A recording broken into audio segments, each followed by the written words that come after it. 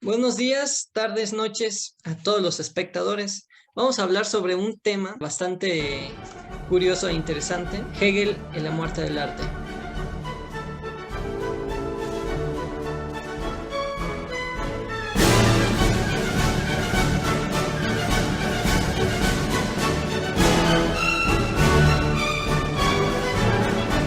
Primeramente quiero presentar a mis compañeras. Lluvia, ¿cómo estás? Bien, muchas gracias. Y también por otro lado tenemos a nuestra compañera Frida. Hola Frida. Um, Nosotros les vamos a platicar un poco sobre algunas cuestiones que conforme el paso del tiempo esto se ha tendido a malentendidos. En primero vamos a aclarar por la bibliografía que vamos a retomar, que es la Filosofía del Arte Moderno de Conrad Paul Liessmann, con traducción de Alberto Ciara del 2006, y Estética, la cuestión del arte, de Elena Olivares del 2005. También hay que poner de la mesa desde el inicio que sobre el libro que vamos a hablar, Lecciones sobre la estética, en realidad no es un libro, sino es un compendio de todas sus clases recopiladas de Hegel que dio entre 1817 y 1829. Y en segunda, para quitar todas estas polémicas de que es la muerte del arte, en realidad no es la muerte del arte, sino es el fin del arte, y la palabra muerte salió de una traducción incorrecta y esa palabra pues se popularizó más. Creo que me gustaría decir algo y justamente es sobre pues el título del tema que es la muerte del arte y que pues sino que bueno, que no realmente no se refiere a una muerte sino como el fin de un ciclo y no realmente la muerte sino el cambio del arte como lo conocemos en la actualidad y más que nada se refiere a cómo sería el arte a futuro y no tanto a la muerte de este. Hablaba más que nada de una limitación del arte al estar pues muy junto con la filosofía. El arte va evolucionando porque creo que él va muy de la mano sobre un camino histórico en medida que la sociedad avanza, las ideas se transforman y en sí el arte cada vez tiene, podríamos decir, como un nuevo tipo de misión. También que no es lo mismo lo que para los griegos definían como absoluto, verdadero, que era el bien, y ahora Hegel usa ese término para algo como Dios, como divino, que, que no es algo tan divino como se le conoce en la religión, sino algo que se conoce sobre sí mismo y en ese sentido el arte habla por sí mismo y habla desde sí mismo y tiene un fin en sí. Entonces cuando cumple todo eso, ya acabó con su objetivo y es cuando se llega a lo que él llama el fin del arte. No como que ya no va a haber ninguna expresión de arte, sino que va más allá cuando ya se consiguió todo lo que se tenía que conseguir. Justo esto que menciona Frida sobre estas limitaciones del arte y tú sobre la belleza divina que tiene el arte, Dios siempre tiene como un plano principal en este tema y yo creo que lo tiene siempre muy presente, que podríamos adentrarnos a este tema por ese lado sobre la belleza divina. Y es que justamente la estética hegeliana es anticuada, pero en cierto sentido, en el que solo se concentra toda la estética en las bellas artes, el ideal del arte clásico. Y él va a respetar mucho el arte griego y romano, con la proporción, la belleza, el realismo y todas estas cuestiones. Yo preguntaría si ustedes creen que en este término que también nos menciona en el libro, de que la estética de Hegel es anticuada solo por concentrarse en las bellas artes, o tiene un sentido de ser solo adjuntarse a ese tipo de arte. No creo que hay algo como correcto, ¿no? Sino pues que justo Hegel está hablando desde su perspectiva eurocentrista, está hablando desde su contexto histórico y pues podríamos decir que sí, por ejemplo, para nosotros desde otro plano y desde otra perspectiva nos podría parecer anticuado porque ni siquiera representa pues nuestra cotidianidad y muchas cosas que sabemos del arte en nuestra sociedad muy diferente. Entonces creo que hay que tomar el pensamiento de Hegel como que aborda el arte de desde una perspectiva propia, o sea, desde esta nueva perspectiva propia y a través de un pensamiento que es historiador crítico, porque pues él era eso, era un historiador crítico.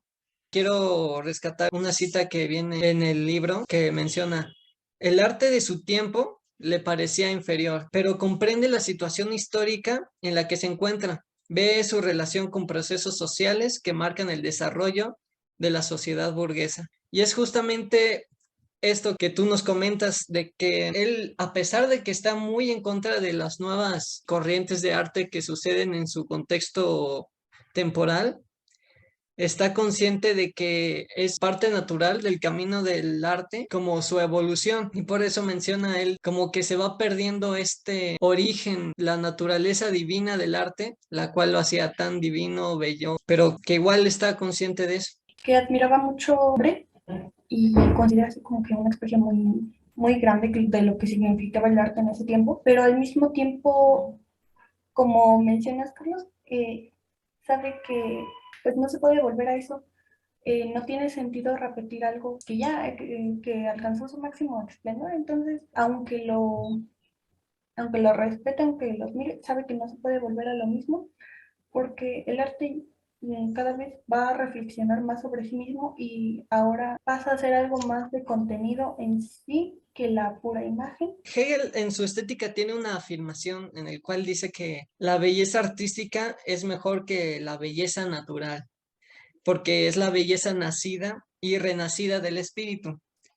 También piensa que el espíritu es lo único verdadero, por lo cual lo bello no es una cualidad de los objetos materiales, sino del espíritu que lo percibe. Yo personalmente siento que estoy de acuerdo con esto, porque al igual como todas las invenciones humanas, como el dinero, las matemáticas, siento que también la belleza no es una cualidad del objeto, sino como menciona del espíritu que la percibe, porque es a partir de nuestros juicios el decir qué es bello y qué no, qué es bonito, qué es feo. No sé si ustedes tengan la misma postura que yo.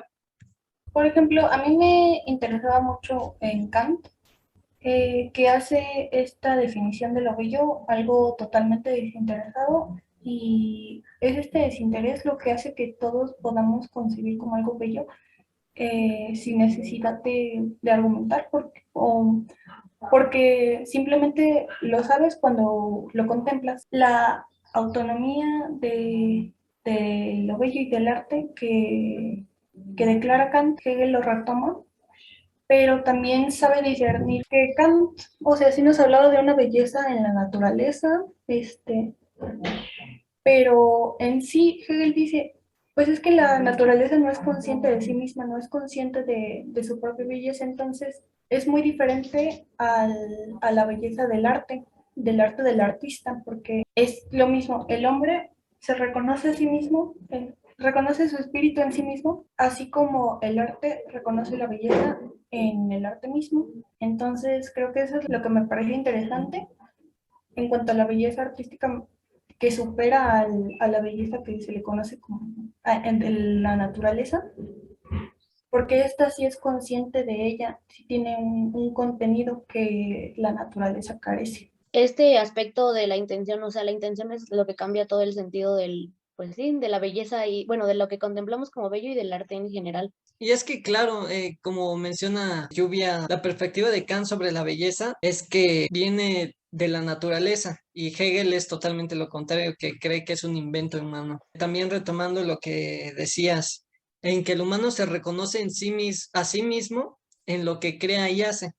Y es igual como cataloga el espíritu en el humano, el cual es el espíritu subjetivo, el cual es el individual, el espíritu objetivo, el cual ya está involucrado en una sociedad, en un entorno social, y el espíritu absoluto, que es la autoconciencia. Y es esta autoconciencia la cual yo creo que es el final más, la finalidad también del arte para Hegel, ya que esta autoconciencia de uno mismo creo que es el nivel más alto en el cual uno reflexiona por qué está haciendo lo que hace y para qué. Es de lo que más me hizo pensar. Al final le estás dando forma a la idea, le estás dando forma a la esencia, la materializas y al final no es diferente la idea de lo material, no es menos una ni otra. Y creo que en eso está lo interesante, en que como que no se debe menospreciar lo que, por ejemplo, lo que Kant llamaba el noúmeno, que no se puede ver, que no se puede conocer. En Hegel lo tomamos como de que sí se puede conocer, sí es algo material, es esencial darle una manifestación sensible, o sea, son ideas, son pensamientos, y cuando el arte es consciente de que esa idea es tangible, es matérica, es sensible, llega a su máximo potencial. Concuerdo contigo. Esta manifestación de lo sensible, materializar los sentimientos, es igual lo cual cualifica al arte como en su posición de bella arte. El problema de sensibilizar, de materializar lo sensible, se encuentra justamente en el meollo de todo este tema, el cual es Dios. También nos mencionan que Dios es primero en la naturaleza, se revela en la historia y se reconoce a través del arte, la religión y la filosofía. O sea que a través de estas tres se trata de explicar o dar a conocer la divinidad que tiene este Dios. En el arte, la manifestación sensible de la idea es más o menos dar conciencia. En la religión es la representación mítica, el cual él considera más como devoción. Y en la filosofía es el mero concepto, la idea en sí. Y es con esto que él nos dice que el arte solo puede expresar pensamientos del espíritu, ya que es producto de este. Y el arte debe decir la verdad e ir de mano con la filosofía. ¿Ustedes creen que esto deba ser siempre verdad? O sea, que siempre el arte debe estar junto con la filosofía trabajando. Justo Hegel explica que pues para él el arte es la unión de espíritu y conciencia. Entonces siento que muchas veces se ha catalogado al arte dentro de, como un peldaño dentro de la filosofía. No se me hace exclusivamente parte de la filosofía, sino algo más de la estética, que pues fue como un subescalón para explicar de mejor forma el arte, pero no sé si necesariamente yo lo catalogaría como que deban de estar intrínsecos, bueno, tan intrínsecamente juntos, que son por separado mejor. Yo creo que va más relacionado, por ejemplo, a lo que nos contaba del arte como un juego, eh, no en un sentido como que malo de la palabra, pero pues ya está desligado de ataduras religiosas, de esto de la devoción. Y al final también puede expresar el espíritu humano, las emociones, el embellecimiento del entorno también, porque al final es algo conectado a los placeres de uno mismo y se van reflejados en este arte. Y pues yo creo que al final está revelando una verdad individual cuando juegas con el arte. Pues al final yo creo que sí, no se desliga por completo de su quehacer filosófico, pero porque al final se encuentra en uno mismo, estás buscando dentro de ti, lo estás proyectando en esto, entonces lo veo más por ese lado, yo creo. Estoy totalmente de acuerdo. Y Frida mencionaba algo, el arte divino, y yo creo que lo uniría a tu explicación. No se termina por deslindar de la filosofía, pero también hay otro problema, el cual él también toma en cuenta, es el arte ornamental, que solo decora. Pero para Hegel, el arte debe tener un propósito. El propósito del arte para él es hacer conscientes y expresar las verdades del espíritu, lo cual también le otorga una autonomía. Y por lo esto mismo, el cual no se termina de deslindar, es que siempre tiene esta tríada de religión, filosofía y arte. Pero la diferencia entre el arte verdadero, la religión y la ciencia de la filosofía es que el arte es la única manera en cual se puede aproximar a la forma de manifestación física. Es la representación de la naturaleza, el único medio el cual puede representar sentidos y sensaciones, lo cual la filosofía y la religión no pueden hacer.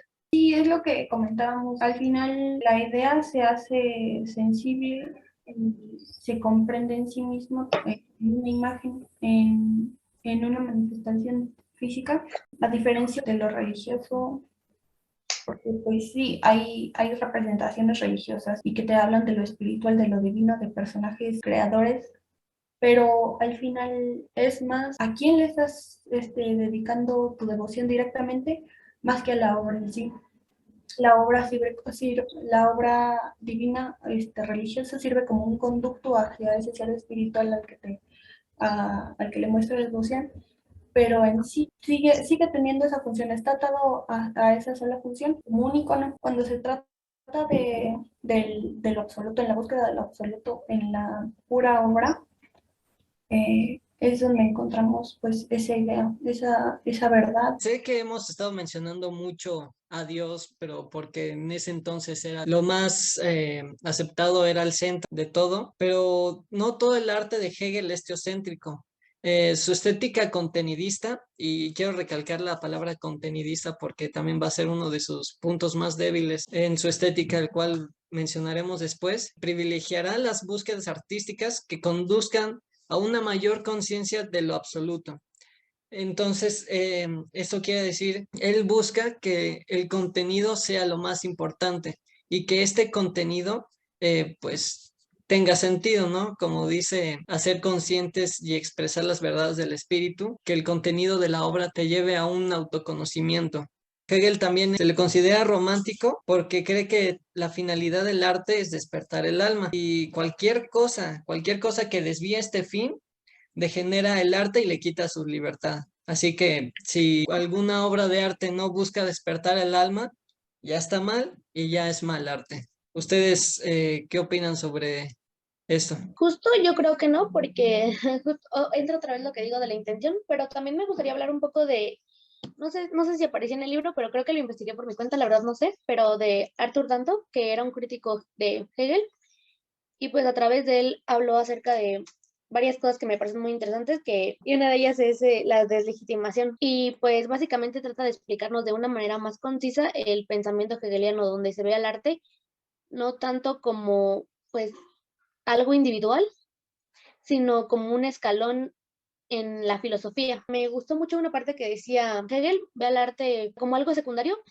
y que la finalidad del arte sería el entendimiento de la filosofía. La verdad es que Hegel ya tiene muchos postulados que se contradicen, o sea, entre ellos mismos. En parte que era la finalidad del arte es esto, despertar estas sensaciones, pero pues también en partes también dijo que era un apartado de la filosofía. Entonces creo que Hegel, la verdad creo que Hegel era muy contradictorio. Creo que poner ese tipo de normas sería limitar al arte. Entonces yo creo que es la intención y no tanto unos postulados. Hay otro punto el cual es muy polémico, el cual él afirma que no podía haber ciencia en el arte porque hay sentimientos de por medio.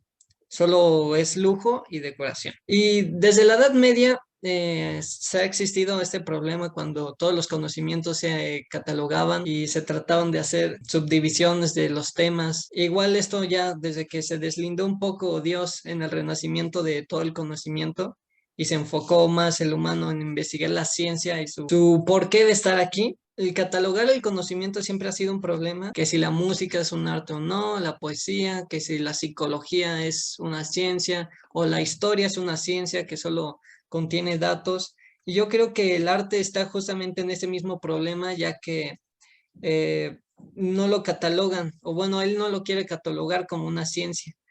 ¿Ustedes dónde lo pondrían? Esas fueron de las cosas que más me confundieron, porque sí me acuerdo que mencionaba algo sobre un arte más científico, no como ciencia dura, o sea, no como ciencia exacta como son las matemáticas o física o algo así, pero sí algo que tiene que ver, o sea, no viene de la nada, pues, que pues sí es reflexivo, sí es pues, precisamente contenidista.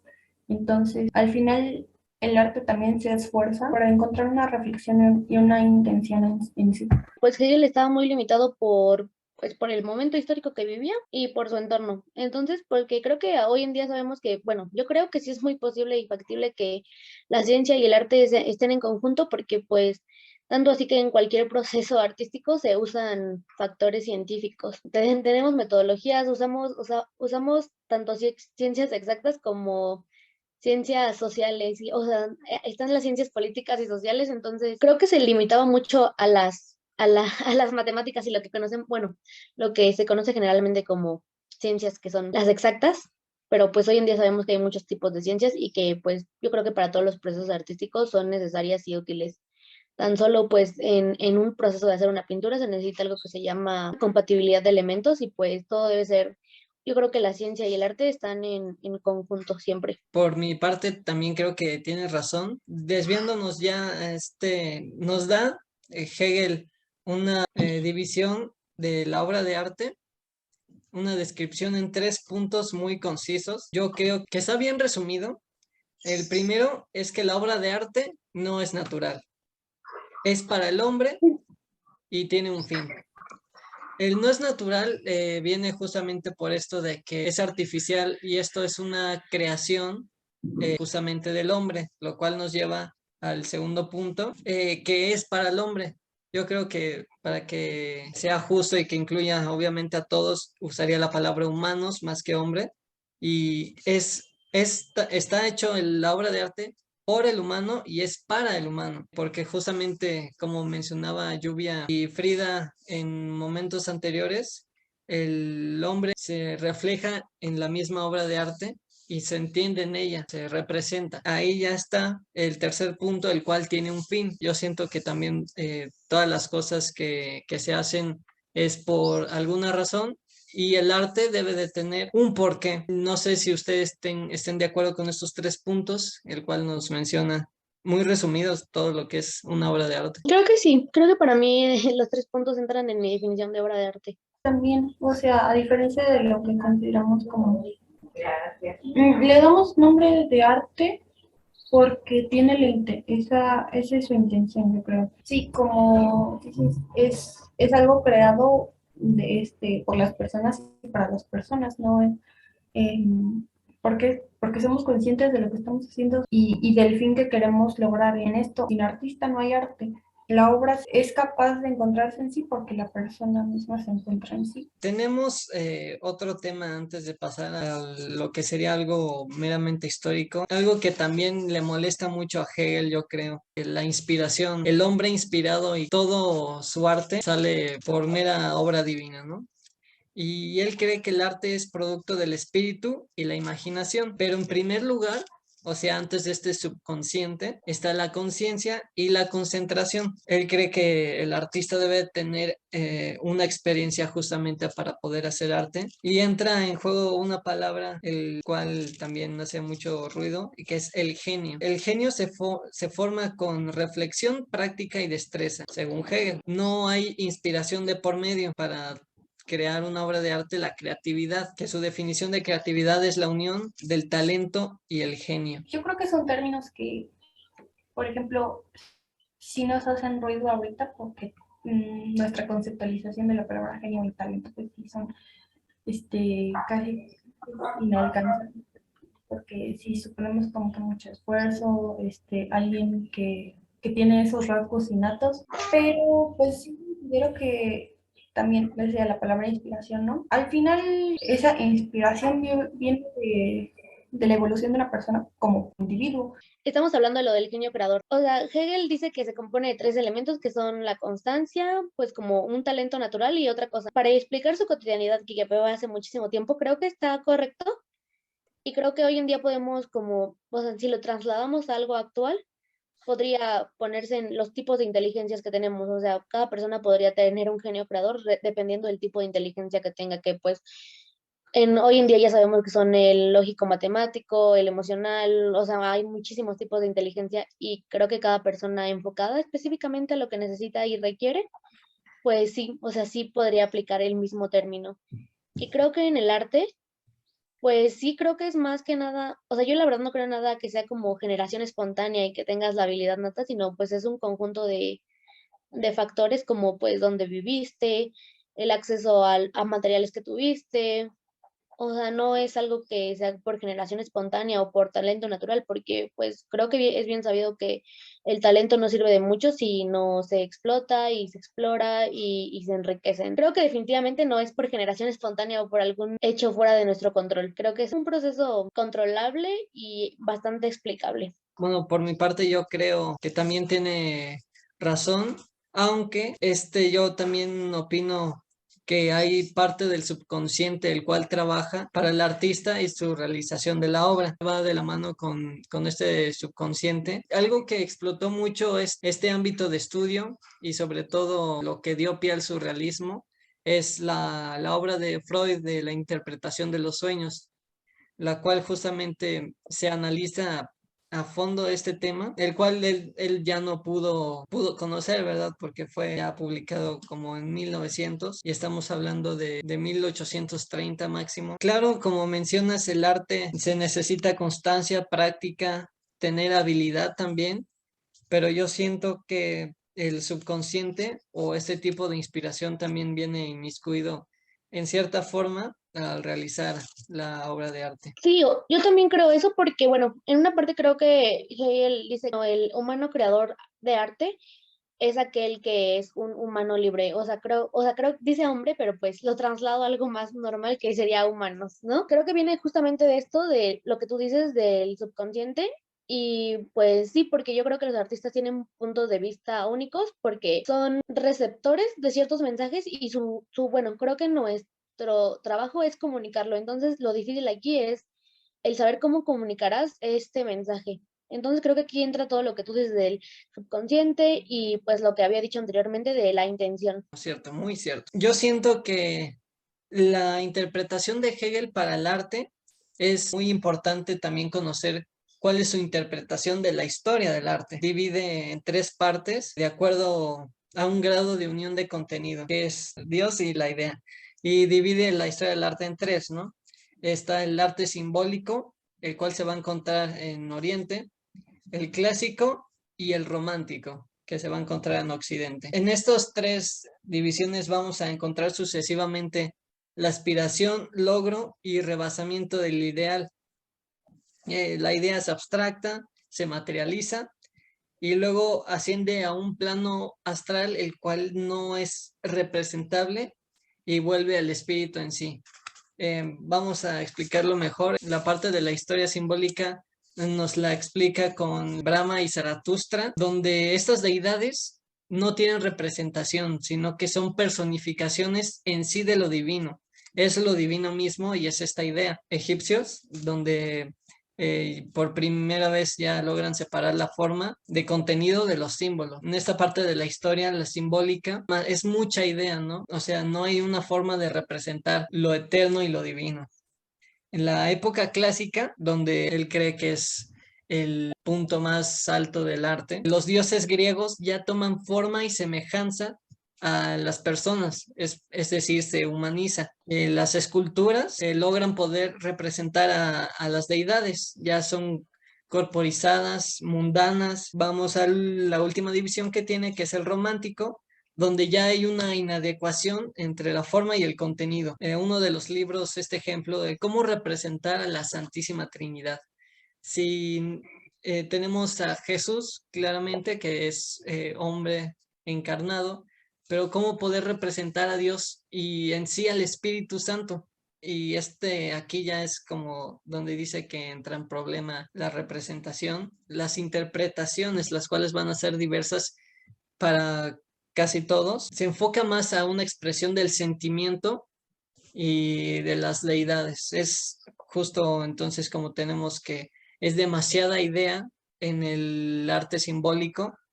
En el clásico ya se materializa este dios y en el romántico, el cual podría ser en el barroco, ya es demasiada idea de lo divino y se vuelve a ser incorpóreo a estos dioses.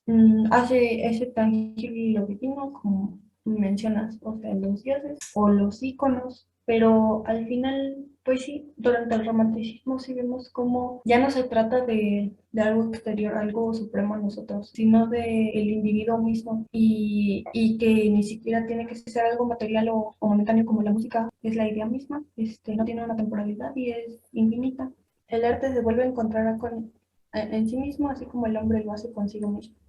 Justamente en esta época romántica, como lo cataloga Hegel, es donde el pensamiento y la reflexión han sobrepasado las bellas artes. Es por eso, como comentaba, que el arte griego, según él, era el que más presentaba su estética. Aunado a esto, yo creo que podemos adentrarnos a este concepto tan polémico, el cual es la muerte del arte. Voy a retomar justamente el párrafo de donde sale todo esto. Considero en su destinación suprema, el arte es y sigue siendo para nosotros en todos aspectos una cosa del pasado.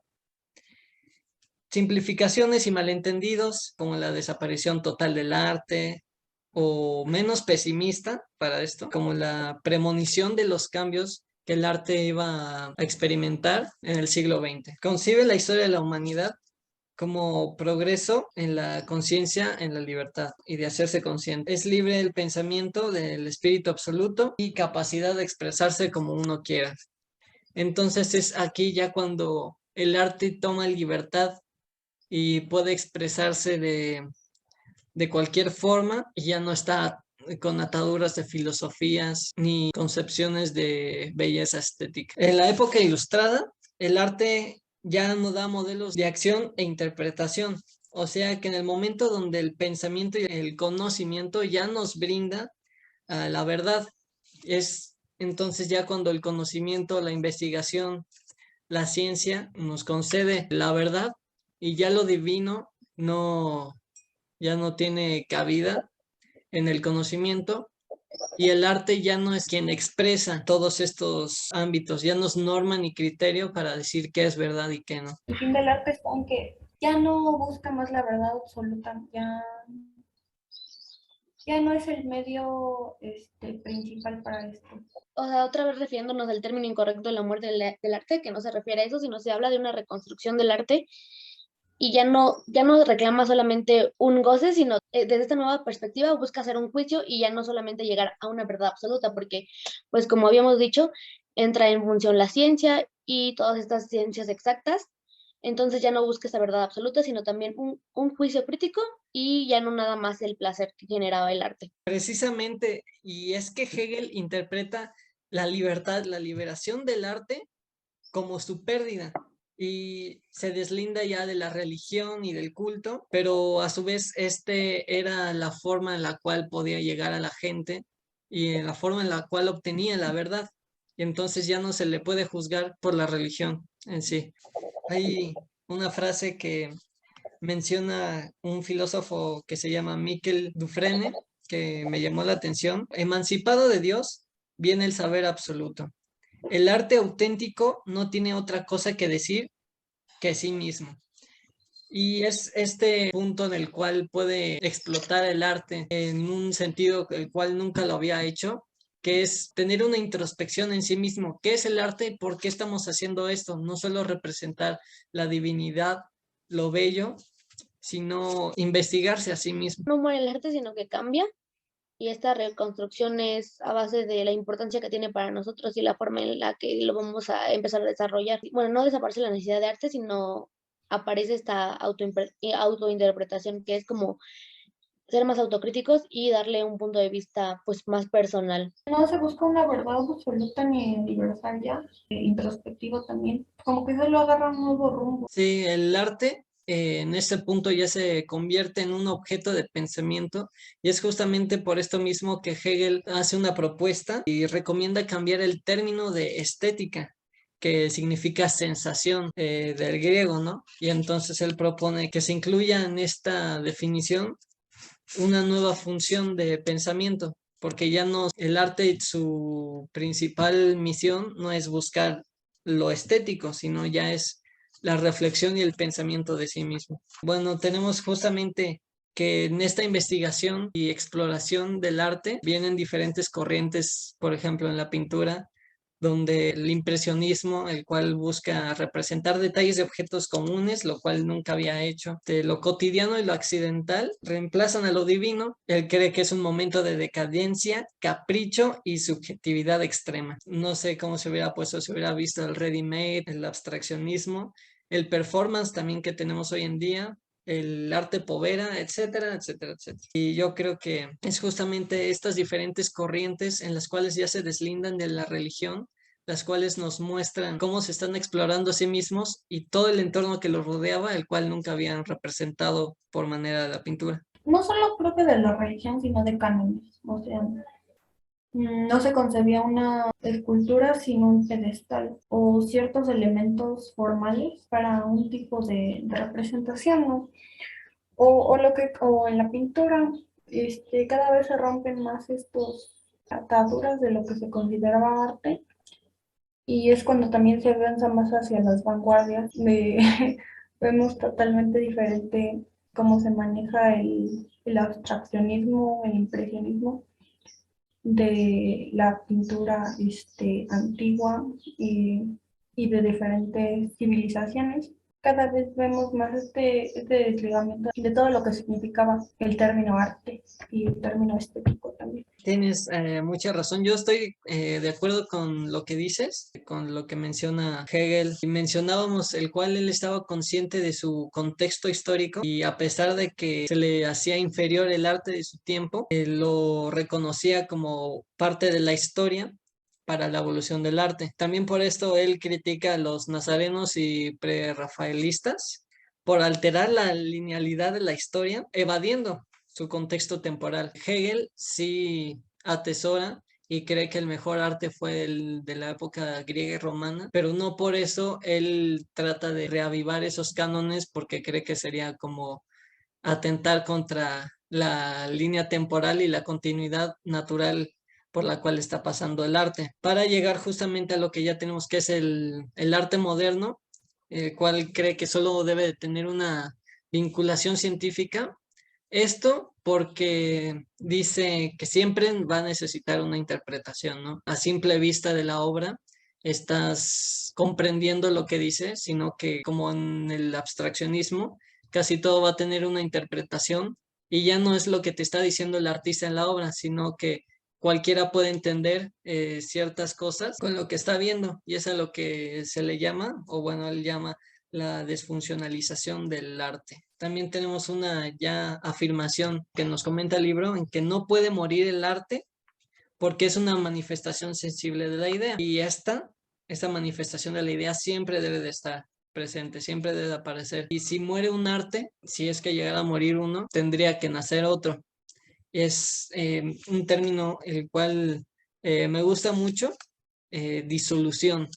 Y yo creo que lo encontramos mucho entre cada una de las corrientes de la pintura, cuando el impresionismo empezaba a entrar en auge, como en el de Sol impresionista de Monet, todos lo criticaban y decían que estaba mal. Y a partir de ese momento se empieza esta disolución del arte canónico, bello, estético, realista que tenían en ese entonces y se empiezan a investigar y experimentar otras formas de representar esta idea sensible. Por último tema, vamos a tocar las críticas que tenía Hegel sobre su estética, las cuales en realidad no son muchas, pero las pocas que tiene son también un tanto contradictorias. Les hablaba de este término de que su estética es contenidista, y es uno también de sus puntos débiles. Verificar su concepto esencial de las obras es justamente lo que no está totalmente correcto. Él piensa que el contenido es decisivo en la obra y no debería enfocarse en el material, lo cual por cierta parte yo creo que estaría bien, ya que de lo que hablas es lo importante y no deberías enfocarte en la manera en que está hecho.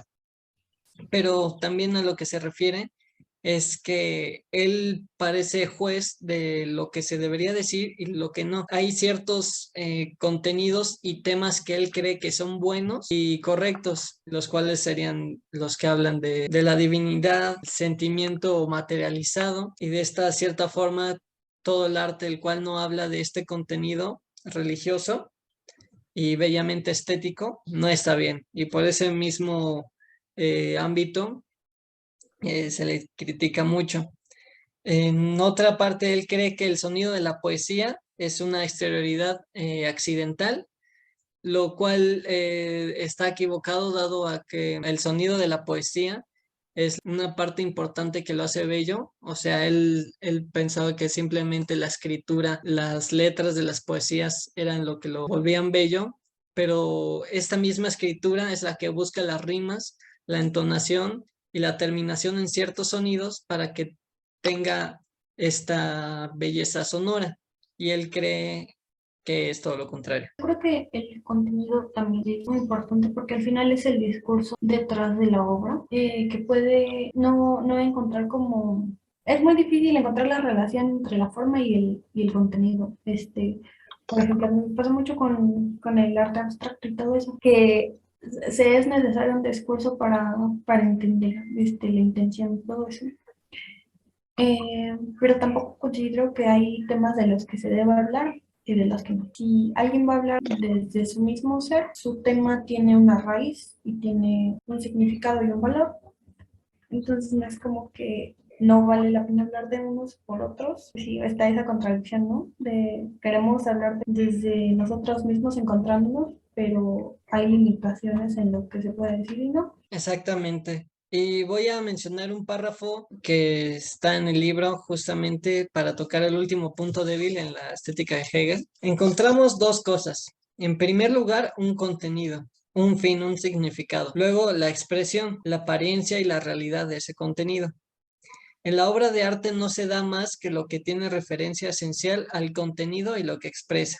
Aquí la duda es que si el contenido preexiste a la obra, y la respuesta justamente a esta debilidad en su estética es que no ilustra un contenido preexistente, sino que lo crea. Uno se pregunta si el contenido, o sea, la idea que va a estar representada en la obra, existe desde antes. Entonces es que no se ilustra un contenido, o sea, se crea esta idea y la forma en que ésta se crea y se explica es mediante una ilustración. Él creía que pues no era así. Yo creo que ahí sí está en lo correcto porque no hay nada realmente que esté inventado, sino solo es la percepción de cómo nosotros vemos el mundo. O sea, solo es una percepción diferente.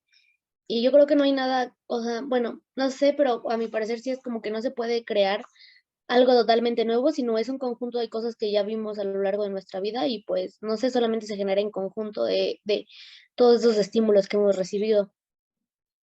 Pues bueno, creo que tocamos justamente todos los temas, lo más importante, lo cual vendría siendo la estética de Hegel y este tema que nos menciona la muerte del arte, lo cual que también fueron algunas malas traducciones. Sonaba más padre decir muerte del arte que disolución. Justo esto de la muerte del arte, a mí se me hacía muy interesante porque, bueno, cuando pues creí que tal cual sí íbamos a hablar sobre la muerte del arte, realmente no, solamente es un tipo de reinterpretación. Creo que muchos lo interpretan como que el arte moderno, posmoderno lo consideran basura y se le llama es que el arte ya está muerto. Pero no se tiene una conciencia de lo que se refiere a este tema.